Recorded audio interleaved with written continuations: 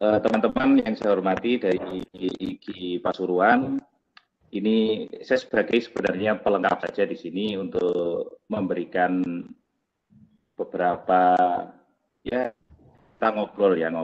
Jangan dipanggil saya Pak untuk Mas Fajar dan teman-teman semua, panggil saya dengan Cak Lukman saja, lebih akrab gitu ya. Sebenarnya nulis ngawur jadi buku itu nanti akan menjadi presiden buruk sebenarnya, tetapi ini adalah lahir dari sebuah keresahan diri saya, karena ketika saya fokus ke guru, ketika guru itu disuruh nulis, itu mesti banyak alasannya, yang tidak punya ide kah, yang sering macet kalau nulis, terus banyak alasan, dan itu barangkali ada di benak Bapak Ibu semua. Nah, sehingga gregetan saya itu, saya lupa sebenarnya nulis ngawur jadi buku itu sebenarnya berasal dari Quick Writing Series sebenarnya, yaitu seri menulis cepat. Itu saya gagas sekitar di akhir dari 2020 waktu itu. Nah, karena gregetan saya, makanya saya rubah menjadi nulis ngawur jadi buku. Ya, nulis ngawur jadi buku. Nah, sebenarnya filosofinya yaitu Quick Writing Series seperti video yang sudah saya unggah pada saat pelatihan Quick Writing Series pada saat itu. Nah, itu sebenarnya latar belakang kenapa saya memberikan judul nulis ngawur jadi buku, agar teman-teman guru itu terbuka bahwa menulis itu tidak harus mikir. Ya, kalau mau nulis, ya nulis saja. Perkara EYD-nya, perkara PUBI-nya, perkara baku dan tidaknya itu urusan nanti. Yang penting Bapak Ibu nulis dulu, karena ketika Bapak Ibu sudah nulis, maka Bapak Ibu nanti bisa memperbaiki. Ada kata-kata yang kurang bagus, misalnya diksi yang kurang menarik, ada kata-kata yang kurang bagus, itu nanti kalau sudah ada tulisannya. Nah, ini belum ada tulisannya, sudah khawatir dengan baku dan tidaknya, dengan logis dan tidaknya, nulis saja belum. Nah, ini latar belakang yang ingin saya sampaikan kepada teman-teman agar tidak salah persepsi dengan judul ini. Ini adalah buku yang menurut saya sangat fenomenal bagi saya dan sangat berkesan kepada teman-teman. Barangkali ada alumni yang ada di sini, alumni Quick Writing Series untuk angkatan yang pertama. Waktu itu sebenarnya acara ini adalah mengisi waktu pada saat itu. Modul kalau tidak salah. Saya mengadakan modul, terus ada waktu space kurang lebih 2 minggu. Nah, saya isi dengan Quick Writing Series. Selama 15 hari menghasilkan tulisan sebanyak 14 atau lebih, jadi nulis bareng-bareng. Peserta tidak dibatasi, tema antara buku 1 sampai, ya, teman-teman, buku 1 sampai 9 ini, semua penulis berhak menuliskan apapun yang dia inginkan. Jadi tidak ada paksaan. Mau nulis pengalaman, mau nulis pengajarnya, semuanya bebas. Dan teman-teman dikasih space berapa? Hanya 2 halaman saja. 2 halaman ukuran A5. Sedikit, sangat sedikit. Tapi bagi penulis pemula sangat bermanfaat. Nah, ini yang dinamakan dengan Quick Writing Series, tetapi terjemahnya saya rubah menjadi nulis ngawur jadi buku. Tetapi di sini tantangan selanjutnya ketika sudah bisa menulis 1 sampai 9, tantangan selanjutnya adalah tematik. Tematik ini saya tingkatkan lagi menjadi 4 halaman. Jadi dari 2 halaman menjadi 4 halaman. Di finalnya, di final series ini, ya, buku yang Guru Tanpa Kelas ini, di final series itu 6 halaman. 6 halaman A5 maksud saya. Nanti seperti dengan Bu Umi, nanti akan seperti apa, nanti disepakati saja, nulis 6 halaman A5 itu kan sangat sedikit. Ya. Terus yang terakhir ini adalah data penulisnya. Nah, saya buat catatan kaki ini nama-nama penulisnya, yang dia menulis bebas, ya, tentang dirinya, prestasi apa yang diraih, buku apa yang sudah diterbitkan, dan seterusnya. Nah, ini menurut saya sangat fenomenal, dan guru bisa menulis ini. Ya, menulis ini. Kenapa sih harus menulis? Pertanyaannya adalah kenapa kita harus menulis? Sebenarnya pertanyaan ini Bapak Ibu sendiri sebenarnya yang bisa menjawab. Saya ini nulis untuk apa?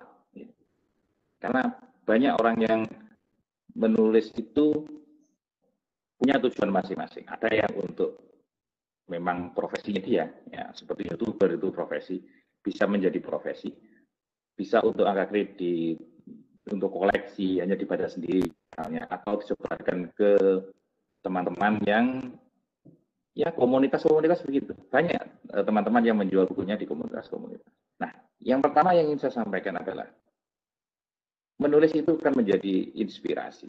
Ya. Inspirasi siapa? Menginspirasi orang.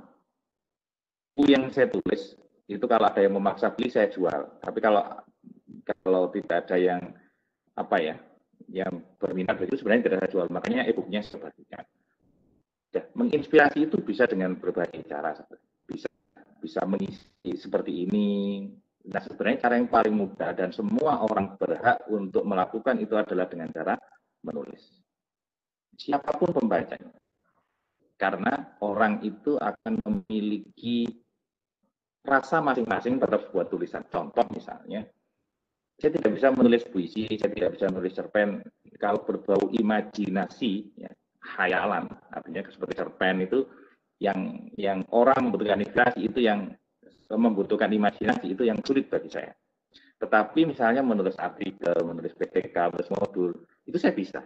Sehingga kalau saya membaca modul, misalnya saya membaca buku teks, saya membaca artikel, maka saya tahu kelemahannya di mana, kekurangannya di mana. Karena itu sesuai dengan kemampuan saya. Nah, di sini teman-teman, yang ingin saya bagikan adalah dengan teman-teman menulis dimanapun, baik di blog misalnya, atau di Facebook, di Instagram, terus itu bagaimana kita menginspirasi pembaca. Nanti kita akan menemukan pembaca fanatis kita. Oh ternyata ada yang suka dengan tulisan saya, ada yang suka dengan puisi, ada juga dengan cerpen. Yang kedua adalah kita menulis sejarah sebenarnya. Menulis sejarah. Saya pernah menerbitkan buku biografi. Biografinya bukan biografi guru, biografi seorang siswa. Ya, ditulis oleh bapaknya sendiri. Nah, dari situ sebenarnya kita menuliskan sejarah apa yang kita pikirkan. Dan catatan itu nanti akan menjadi sejarah. Ini yang nanti akan dibaca oleh orang lain. Siapa diri kita sebenarnya. Yang selanjutnya adalah jariah. Kalau ada orang yang terinspirasi dengan tulisan kita, dia meniru misalnya, yang beberapa hari yang lalu saya mengisi tentang PTK jadi buku. Nah, ini sebenarnya hal yang mudah bagi kita untuk menginspirasi teman-teman, yaitu PTK menjadi buku. Nah, dari sini maka nanti akan ada orang yang ingin menerapkan apa yang kita terapkan. Nah, itu kita mendapatkan pahala dari situ. Dan yang terakhir adalah sebagai portofolio, ya, sebagai portfolio. Apa maknanya? Apa yang saya tampilkan di biodata saya tadi, di CV saya tadi, kurikulum vitae, itu adalah portofolio. Saya kemarin daftar PSP, Bapak Ibu. Asesor ya, yang asesor. Asesor program sekolah penggerak. Yang diminta apa? Yang diminta adalah portfolio. Portofolio. Portofolionya dalam bentuk apa? Waktu itu yang diminta tidak hanya sertifikat, Bapak Ibu. Yang diminta tidak hanya berupa SK, tetapi apa? Yang adalah screenshot, Bapak Ibu. Tentang apa? Tentang praktik baik. Ini ada portofolio saya, makanya saya tadi bilang ke Mas Fajar saya minta ikut karena saya mau upload ke YouTube saya. Itu menjadi praktek baik saya. Bagaimana saya menyebarkan sebuah cara untuk menulis misalnya. Saya menyebarkan praktek baik ke guru atau non guru dan seterusnya. Nah, ini menjadi portfolio kita. Walaupun misalnya kita menulis antologi misalnya, padahal tulisan kita hanya 2 halaman, ya tidak ada masalah, itu bisa kita klaim sebagai karya kita. Karena karya kita ada di dalam situ, ya, sebagai portfolio. Jadi jangan khawatir. Nulis antologi, nulis solo, nulis kolaborasi, semuanya adalah menjadi portfolio bagi kita. apa sih filosofi menulis itu sebenarnya? Saya kan lebih ke tataran praktis begitu, teman-teman. Nulis ngawur jadi buku, atau kalau dalam bahasa Inggrisnya quick writing series, itu sebenarnya adalah tulisan ringkas. Bapak Ibu tidak perlu mikir yang sekian halaman harus begini begitu, tidak. Tulisannya ringkas, tidak perlu banyak. Kalau Bapak Ibu mau berlatih menulis, Bapak Ibu, itu sekitar 2 sampai ya maksimal 6 lah. 6 halaman, A5 saja. Maaf, A5. Cukup berlatih. Tulisan-tulisan ringkas saya, biasanya saya posting di Facebook, saya tulis di blog saya, di kelas online di TID, dan teman-teman bisa ngecek. Ya itu tulisan saya, tulisan ya kalau saya bilang itu tulisan ngawur saya.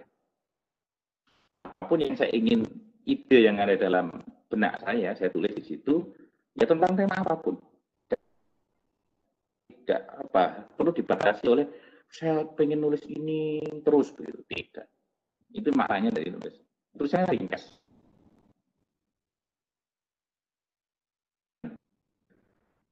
Tulisan yang paling mudah adalah kita apa yang sudah kita alami, catatan harian. Ini penting. Contoh misalnya saya sebagai orang guru, datang misalnya, itu sudah bisa menjadi tulisan. Sampai pulang, aktivitas yang kita lakukan di sekolah itu bisa menjadi catatan harian bagi kita. Siapapun bisa cerita. Kita bisa cerita ke istri misalnya. Saya tadi di kantor ngajar ini, itu kan sudah bisa menjadi tulisan sebenarnya. Nah, menulis itu kan hanya gampang. Menulis itu kan mencurahkan ide dalam bentuk tulisan. Atau apa yang kita alami dalam bentuk tulisan. Ya sebenarnya sama dengan ngomong. Kalau ngomong kan pakai oral, pakai kata-kata. Tapi kalau nulis ya yang diomongkan itu tulis, itu sudah menjadi tulisan. Makna sederhananya menulis seperti itu. Yang ketiga adalah ringan, santai, dan inspiratif.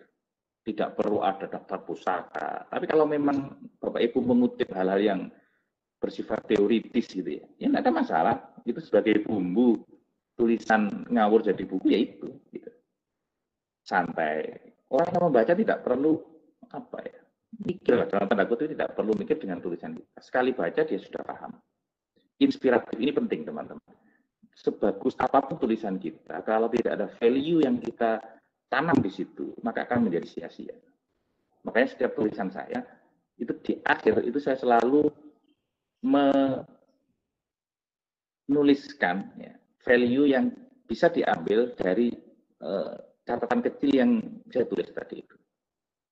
Karena itu penting. Kenapa di akhir? Karena orang itu kalau membaca tulisan yang paling berkesan sebenarnya ada di akhir. Makanya kata kuncinya ada di akhir. Kesimpulan dan value yang ingin kita tanamkan atau yang ingin kita sampaikan. Nah, ini teman-teman, 4 sampai 6 halaman. Belum mampu itu. Ya, 2 lah, 2 saja. 2 halaman saja. Nah, teman-teman kalau misalnya nanti grup ini masih berlangsung, kita coba quick writing series bagi teman-teman. Mau nulis berapapun, kita akan nulis 1 hari 1 buku bareng-bareng. Loh, 1 bulan Bapak Ibu sudah punya portfolio sebanyak 30 buku. Wah, keren. Di CV-nya nanti 1, 2, 3, 4, wah, luar biasa. Makanya grup menulis itu sebagai kekuatan sendiri, di samping sebagai motivasi kita dalam menulis, tapi dia akan menjadi kekuatan yang luar biasa, yaitu menambah portfolio. Sebelum saya masuk ke teori-teori menulis, saya ingin menjelaskan ini. Kenapa? Karena ini akan menjadi penting bagi penulis dan akan menjawab seluruh pertanyaan, entah itu kehabisan ide, tidak punya ide, macet, dan seterusnya. Dari thinking proses ini. Berpikir. Saya ambil dari salah satu buku tentang hakikat berpikir. Dan ini sangat menginspirasi saya. Teman-teman, proses berpikir itu nanti akan ada 4 hal yang tidak bisa dipisahkan. Yang pertama adalah fakta. Apa fakta itu? Fakta itu adalah hal yang sudah ada di dalam kehidupan kita, itu fakta. Kita melihat siswa nakal misalnya, itu fakta. Kita melihat sekolahan kita tidak maju misalnya, teman-teman. Itu fakta. Ada siswa yang tidak paham, itu fakta. Ada siswa yang nilainya jelek, itu fakta. Budaya baca di sekolah itu rendah, fakta. Itu fakta. Sesuatu yang memang sudah ada di dalam kehidupan sehari-hari. Fakta itulah yang kita amati dengan panca indera kita. Menggunakan mata, menggunakan telinga, bisa membau, atau mengecap misalnya. Dan kita meraba. Semua panca indera kita ini, akan berguna untuk mengamati fakta. Itu penting. Dan yang terakhir adalah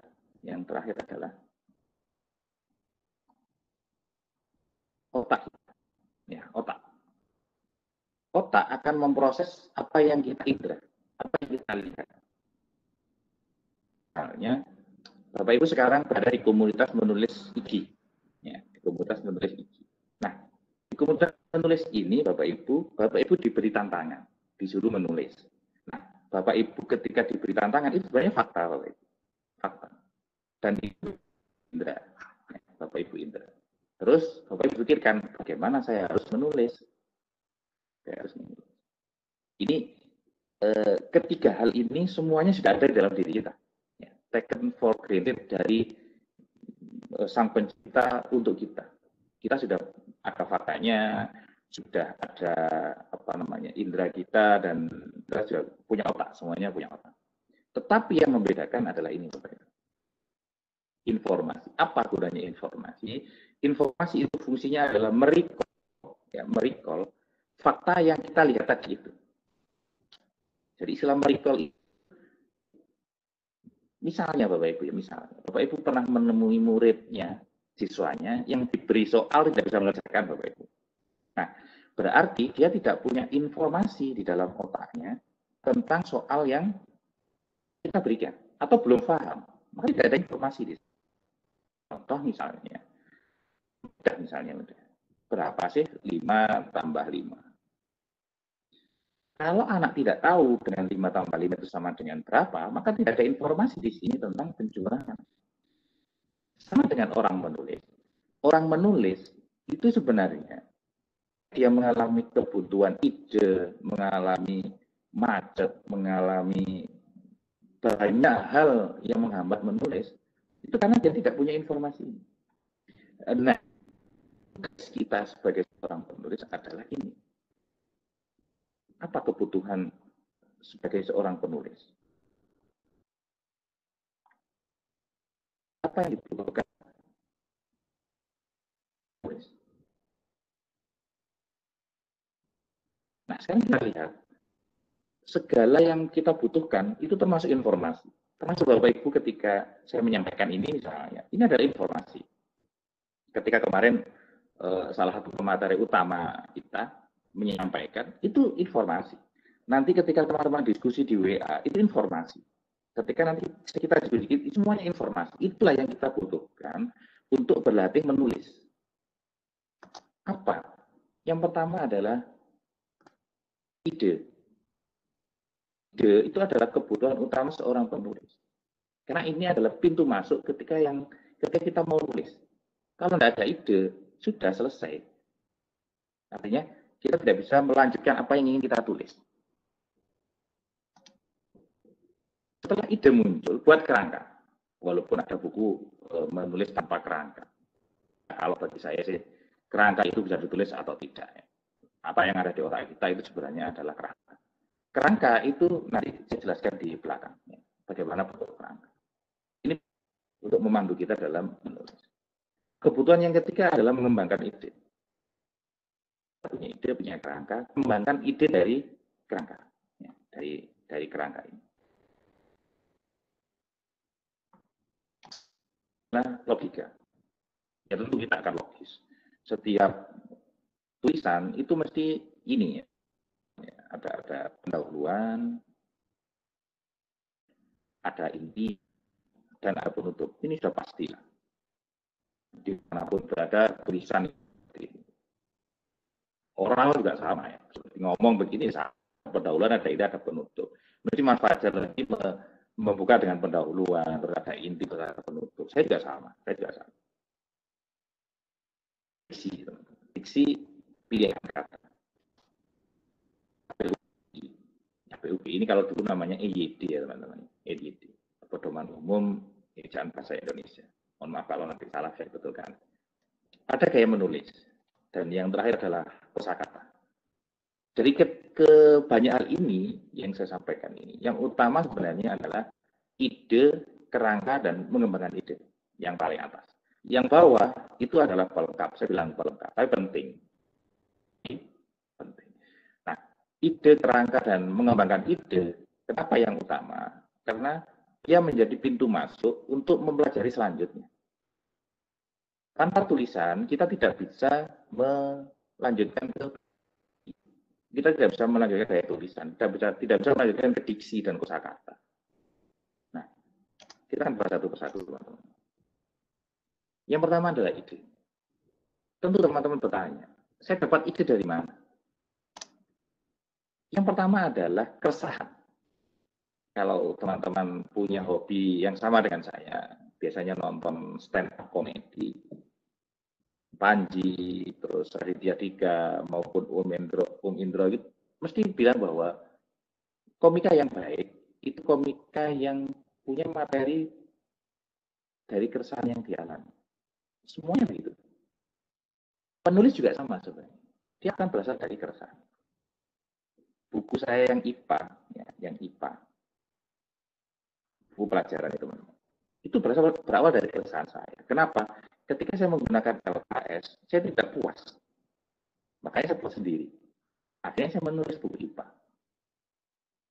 Nah, keresahan-keresahan itu sebenarnya akan sangat bermanfaat bagi orang yang membaca. Kenapa? Karena kita menyelesaikan sebuah permasalahan yang menurut kita itu tidak pantas bagi kita.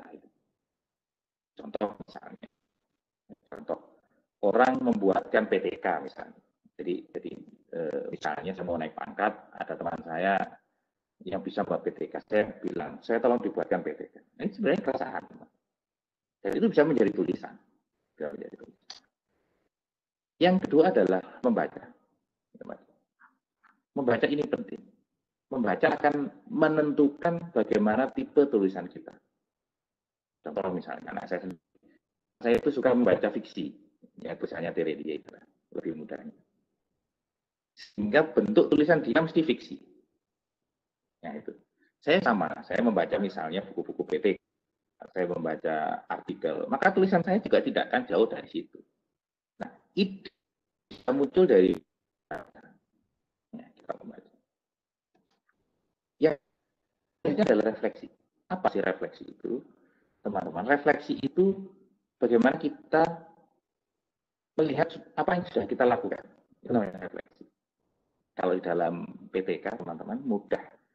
Semua harus refleksi. Tidak boleh tidak. Kenapa?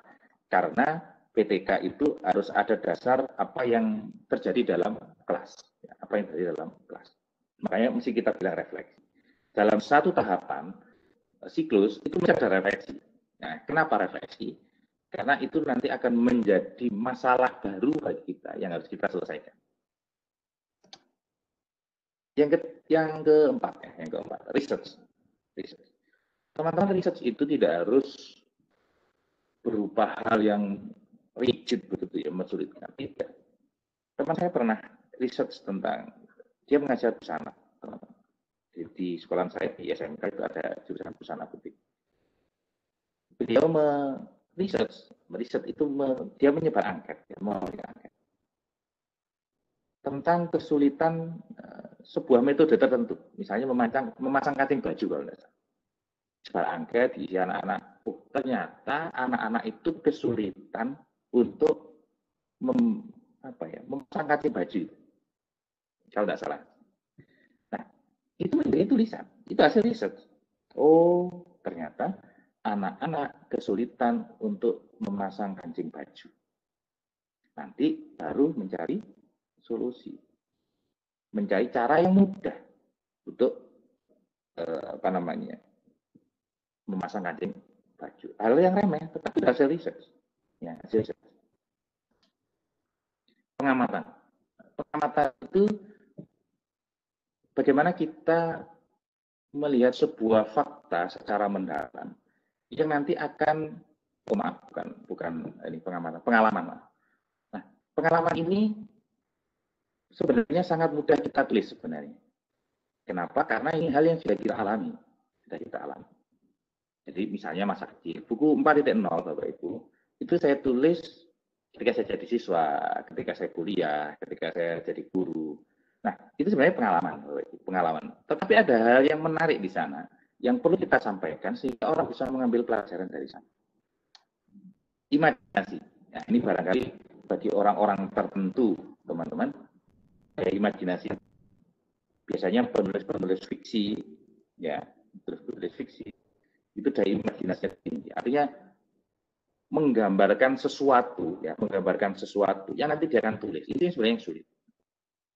Nah, imajinasi ini punya nilai lebih sendiri. Kenapa? Karena dia bisa menciptakan dunianya sendiri.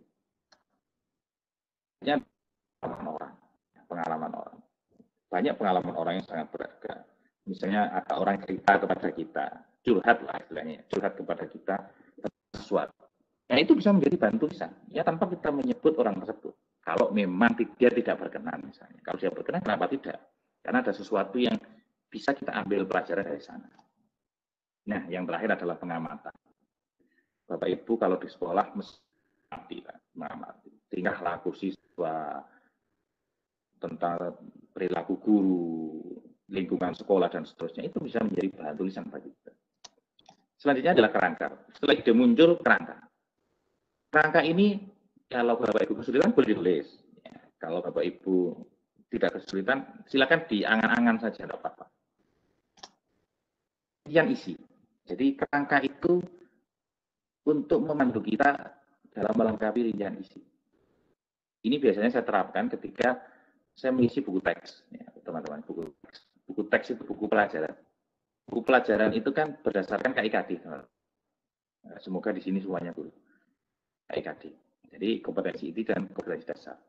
Nanti akan di sini akan bisa kita analisis, dia akan menghasilkan materi-materi.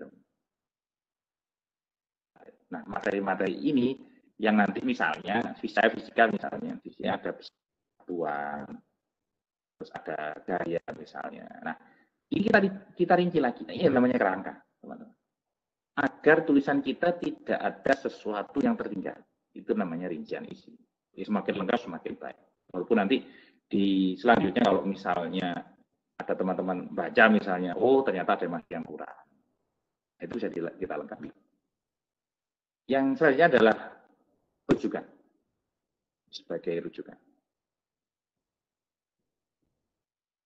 Ketika kita menulis, teman-teman, dan kita macet, maka itu nanti akan kembali ke sini. Dan kerangka juga bisa buku-buku yang bisa kita jadikan rujukan di apa yang akan kita tulis. Misalnya buku teks ini misalnya, teman-teman, misalnya. Atau kita membuat PTK. Kita bisa mencari hal-hal yang berhubungan dengan apa yang kita tulis. Misalnya saja PBL atau jigsaw, macam-macam. Sebagai pemandu, teman-teman, sebagai pemandu. Nah, memandu ini biar kita tidak bingung dengan apa yang kita tulis, ya, dengan apa yang kita tulis. Yaitu menata logika. Menata logika ini penting, teman-teman. Kenapa? Karena nanti tulisan kita menjadi aneh ketika ada sesuatu yang lompat, gitu ya. Ada sesuatu yang lompat. Jadi kalau misalnya di pendahuluan ini teman-teman sudah memasukkan inti misalnya, atau di inti masih berkutat pada pendahuluan, di penutup malah masih menjelaskan. Nah, ini akan menjadi ketidakbagusan tulisan kita ketika dibaca orang. Kok tidak runtut logikanya, kok tidak urut dan seterusnya. Itu fungsi dari kerangka. Yang terakhir adalah untuk melengkapi. Jadi dengan kerangka tulisan kita bisa menjadi lengkap, jadi utuh gitu ya teman-teman, utuh.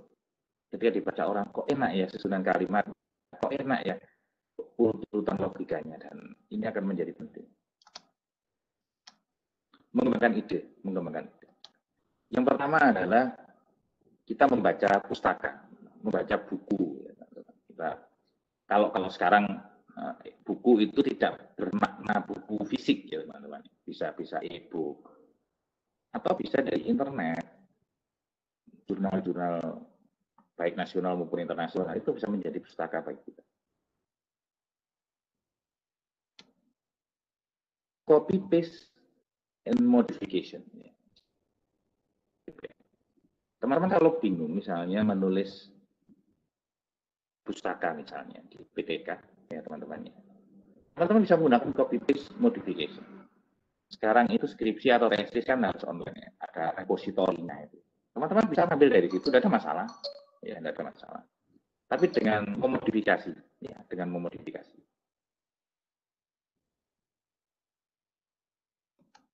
Selanjutnya adalah dengan meniru tulisan orang. Suka membuat tulisan Cak Nun misalnya, saya suka membaca tulisannya BGS yang santai begitu. Nah, sehingga saya bisa meniru tulisan orang. Bagaimana cara dia menyampaikan, bagaimana cara mengambil diksi, bagaimana cara menyusun kata, menyusun kalimat, menyusun paragraf dan seterusnya. Saya bisa belajar dari sana.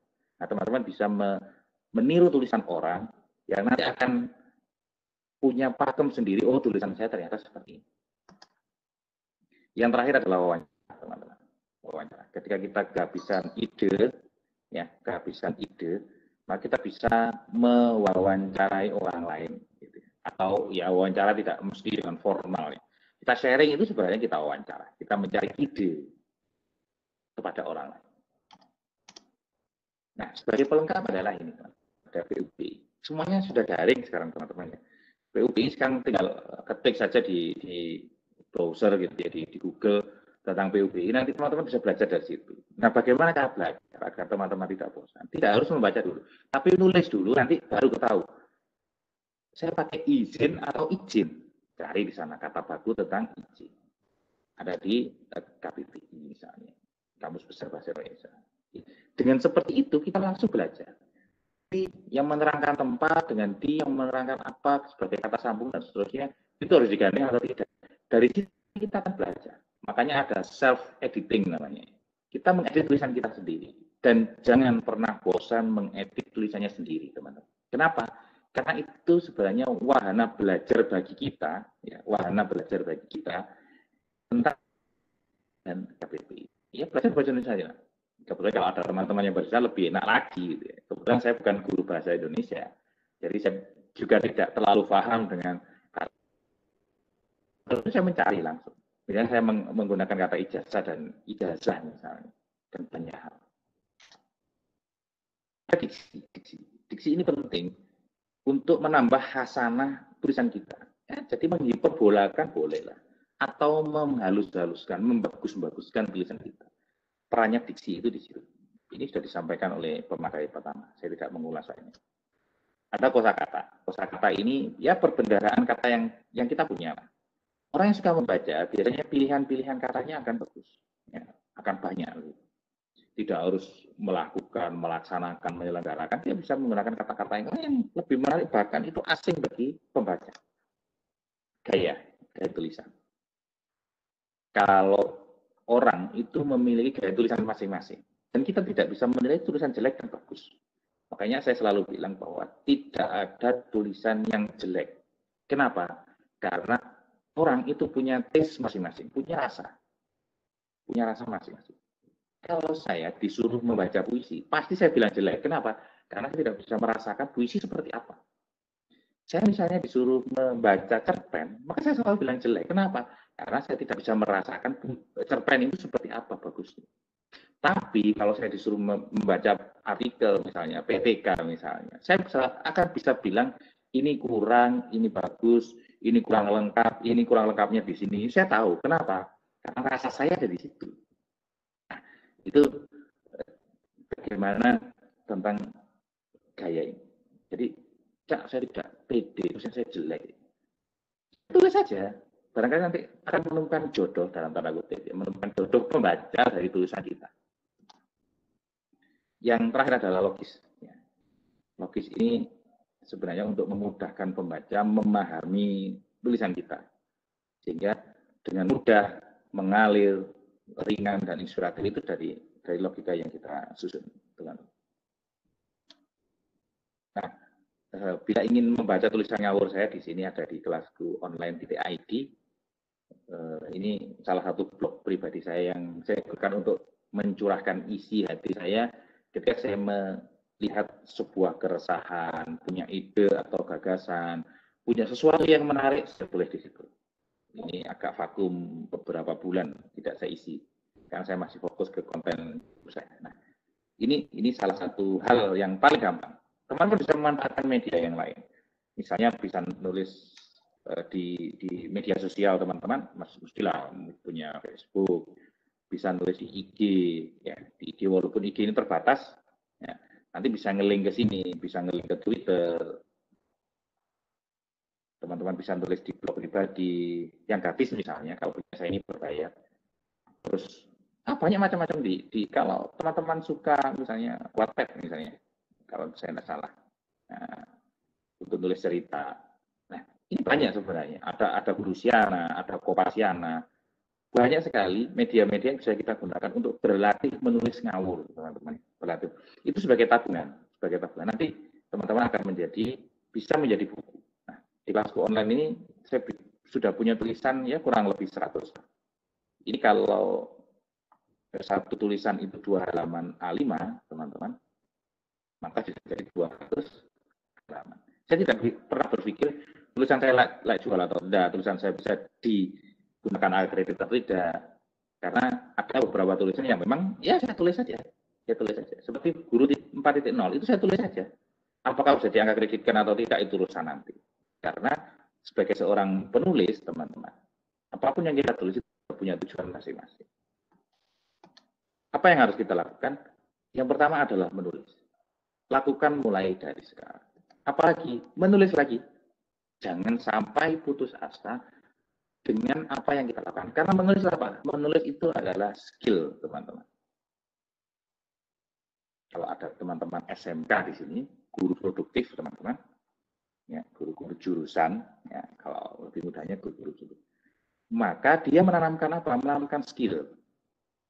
Skill itu sesuatu yang tidak bisa kita pelajari secara apa ya? Lompat-lompat, tetapi kita lakukan secara terus-menerus. Munculnya HP bagi teman-teman yang seumuran dengan saya misalnya, yang menjelang 40, maka kita mengalami fase yang banyak. Nggak ada HP yang jadul, sekarang ada smartphone. Sebenarnya kita mempelajari dari situ. Tiap hari kita pegang, tiap hari kita gunakan. Akhirnya kita paham cara ngirim gambar, cara ngirim file, cara untuk Zoom begini, untuk Webex, untuk conference dan seterusnya. Itu skill, teman-teman. Sesuatu yang kita lakukan tiap hari. Menulis juga sama. Menulis itu kalau kita lakukan tiap hari, ya nulis apa saja. Makanya nulis ngawur saja, tidak apa-apa. Akan terlatih. Oh, ini kata yang tidak bagus, tidak saya gunakan. Oh, ini kata serapan dari bahasa daerah, bahasa Inggris harus ditalik misalnya. Nah, itu dari belajar dari situ. Karena menulis adalah skill, writing adalah skill. Yang terakhir harus nulis lagi, ya nulis lagi. Apapun yang kita gunakan, media apapun yang kita gunakan, nulis terus. Artinya yang kita lakukan setelah kita memahami teori-teori menulis, ya menulis dan menulis. Jangan pernah putus asa. Terima kasih. Saya kembalikan ke Mas Fajar. Itu saja yang bisa sampaikan. Semoga bisa menginspirasi teman-teman. Kalau misalnya nanti grup ini mau ditingkatkan lagi jadi tulis ngawur misalnya, saya yakin selama 1 bulan bisa menghasilkan 30 buku antologi. Teman di CV ada 30 item karya teman-teman. Dan itu sangat luar biasa. Ternyata teman-teman adalah penulis-penulis hebat. Ya, teman-teman. Itu saja yang bisa sampaikan. Saya kembalikan ke Mas Fajar. Mas Fajar, silakan dilanjut untuk sharing. Silakan.